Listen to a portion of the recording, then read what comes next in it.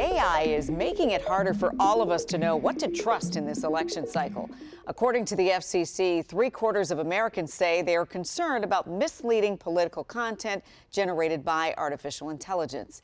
Recently, I talked with a renowned AI researcher who is calling for greater restrictions in laws to help us sort out what's real from what's not.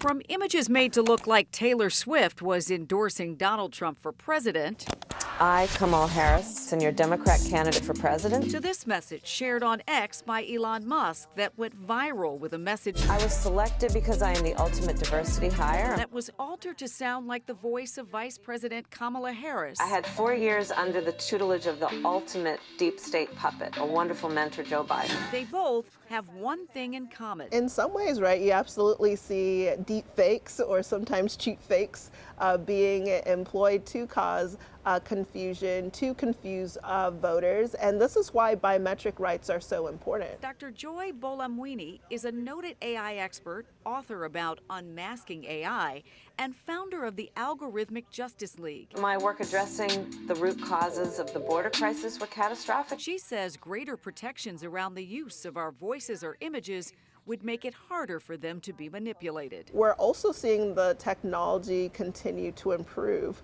where it's harder and harder to distinguish what's real and what's fake. During January's New Hampshire primary, It's important that you save your vote for the November election. thousands of voters received a robocall that mimicked President Joe Biden's voice. Republicans have been trying to push nonpartisan and Democratic voters to participate in their primary.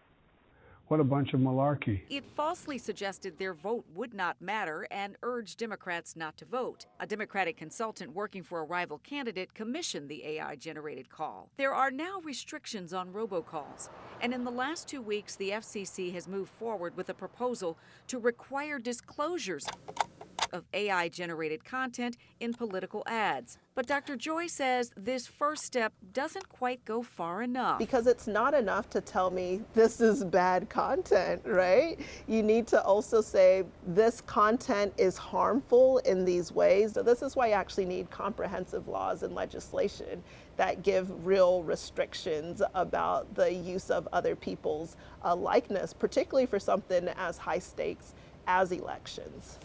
Until then, as we get closer to Election Day, she's urging all of us to be on guard with what we see and hear When voting this November, it is important to see what can be. in the race for the White House. You ain't seen nothing yet. And Dr. Joy wants the government to pass a Bill of Rights to protect our biometric data and ban the use of these manipulated ads going forward. The FCC says half the states in the United States have laws to regulate the use of AI and deepfake technology in elections. Their proposal would bring some uniformity.